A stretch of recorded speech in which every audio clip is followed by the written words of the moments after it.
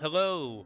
Today we're rolling the dice to see if we got a critical strike or a dud in LoveChoice. This was a Valentine's game that Wet Art Games released it physically for the PS5, but you can also, of course, get it digitally if you via other means.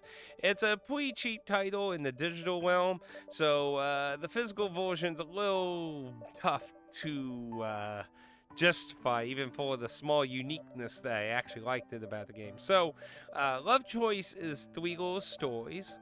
Two of them, I think, are very unique in how they give you some other out-of-the-box ways of continuing the story in a positive sense. The last one's like a point-and-click detective story, but all three of these are romance stories of that.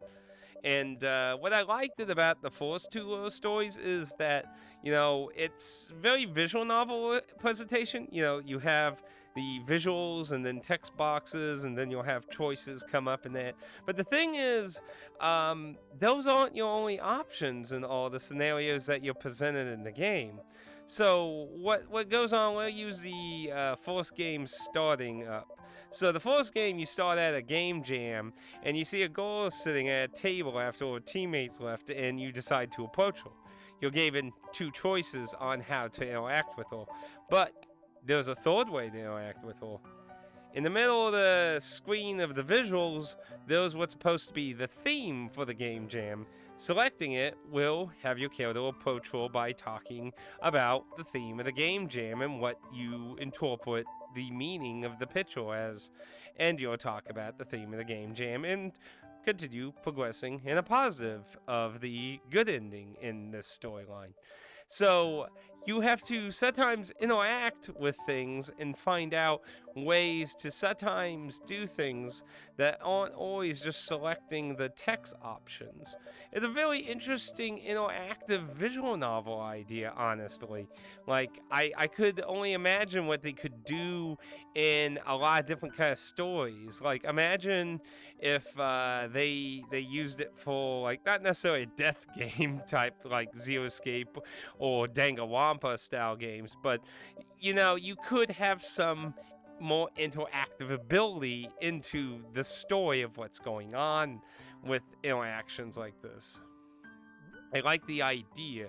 Now, it's very simplified in here since, to be honest, most cases you do have to usually do something other than select the choices to get the positive outcome of a happy ending. So, yeah, it's not exactly a super well balanced idea, but the idea is really good. Like, mix it with like a more full blown story, and like I said, it wouldn't have to necessarily be a death game, but like you could really use it in a lot of things, from just night in the woods, hang out with friends type kind of thing, to actual big blown stories like that. So like I like the idea, and I would love to see the game developer actually take that idea and realize it in a more full release type thing instead of a little cheap indie game thing. But other than that, it's just three love stories. They're very short, simple, and again, if you get them digitally, very cheap. If you want the physical version that I have from Wet Art Games, it's sold out on Wet Art Games. I'll check to see if there's other places that still have it in stock, but I think it's sold out. Luckily, though, if you're interested, it's still pretty cheap, between $20 to $30. Now, whether it's worth that when you can buy it for $2 to $5, depending on your platform of choice, well, I probably wouldn't say it's really worth the physical full price release myself, personally. But, that's up to you to judge. At the end of the day, I think the game's a little bit interesting to check out some of the mechanical ideas it did for the storylines. But otherwise, this particular game is something I would check out as more like of a interesting idea for a more large-scale game kind of thing, versus like, I need to run down, this is hot shit, this is Game of the Year edition stuff, So, it had interesting ideas, but like I said, it's a really short and simple little game at the end of the day still.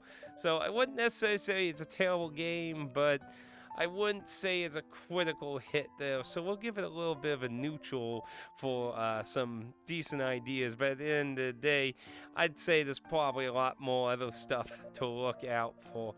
But me personally, I am interested to see if this game dev has actually done any other things.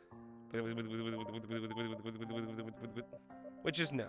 They have not done anything else from my research, which is a bit of a shame, because honestly I feel like the idea could really be a really interesting way for people who don't like the pure visual novel type game. They want some stuff in it. Like, I think it would be a really interesting idea, along with adding some uniquely weird stuff you could do with it, honestly. So it feels like a shame that the dev for this game has basically not done another game after this, which is a bit of a shame, sadly.